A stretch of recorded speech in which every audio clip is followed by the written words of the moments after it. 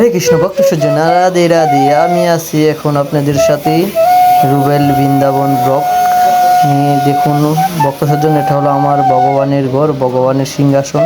তুলসী মহারানীকে আগে দর্শন করুন। তুলসী মহারানী ছাড়া ভক্তিতে আগানো যায় না, আগে বৃন্দা দেবীর কৃপা নিতে হয়। ভক্ত সজ্জন দেখুন, ভগবানের সিংহাসন আজকে আম দিয়ে সাজানো হয়েছে। আপনারা সবাই দর্শন করুন আর মানব জন্মকে সার্থক করে ফেলুন। ভগবানের দেখুন ভক্ত সজ্জন চন্দন লাগিয়ে দিয়েছে, কারণ অনেক গরম তো, এই কারণে ভগবানটিকে চন্দন লাগালে ভগবানের ঠান্ডা ঠান্ডা ভাব লাগে, কারণ ভগবানকে চন্দন লাগানো দিয়েছে।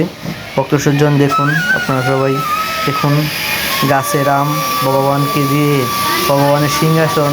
আজকে মনে হলো ভগবানের সিংহাসন প্রায় একটু আম দিয়ে সাজাই, এই কারণে আম দিয়ে সাজানো হয়েছে। ভক্ত সজ্জন আপনারা কেমন লাগছে আপনারা সবাই অবশ্যই কমেন্ট লাইক করবেন।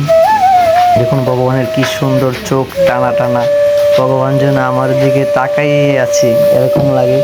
রাধারানীকেও দর্শন করুন ভক্ত সজ্জন, হরি বল।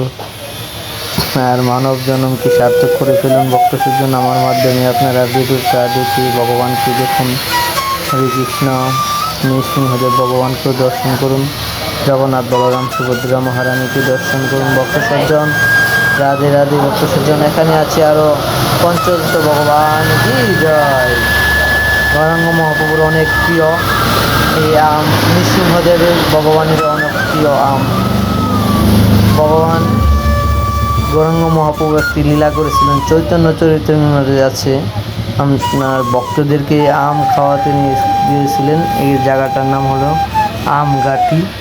এই জায়গায় এখনও আম আছে গাছ। আপনার চৈতন্য গৌরাঙ্গ মহাপ্রভু বলছিল তোমাদেরকে আম খাওয়াবো। তারপর আম এর বটটা কি করেছেন, আপনার মাটিতে ফেলিয়েছে। কিছুক্ষণের মধ্যে আপনার বিশাল বড় আম গাছ রোপণ হলো এখানে। সাথে সাথে আবার আম দিয়েছিলেন, আর ওই আমগুলি এত মিষ্টি ছিলেন, আমের কোনো বটটা ছিলেন না, এমনকি আমের কোনো আপনার বাল্য